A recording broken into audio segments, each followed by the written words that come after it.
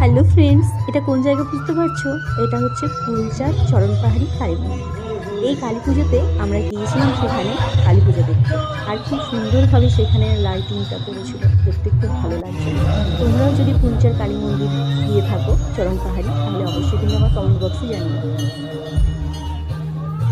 শোনা যায় এখানেই নাকি মা কালীর পায়ের ছাপ পাওয়া গিয়েছিল একটা পাথরের উপরে। আর এখনও যদি সেই মন্দিরে যাওয়া যায়, তাহলে কিন্তু সেই পাথরের ছাপের উপরে মা কালীর যে পায়ের ছাপটা, সেটা কিন্তু খুব সুন্দরভাবেই দেখতে পাওয়া যায়। প্রচণ্ড ভিড় হয়ে গেছিলো, তার মধ্যেও আমি চেষ্টা করেছিলাম একটু ভিডিও করার। তারপরে অনেক রাত হয়ে যাওয়ার জন্য আমরা বাড়ির উদ্দেশ্যে রওনা দিলাম। আর রাস্তার এই সুন্দর লাইটিংটার একটু ভিডিও করে নিলাম। তোমাদের সবার কেউ আশেপাশে থাকলে অবশ্যই কিন্তু একবার চরণ পাহাড়ি কালী মন্দিরে গিয়ে ঠাকুরকে প্রণাম করে ঘুরে এসো, খুব ভালো লাগবে। Bye bye.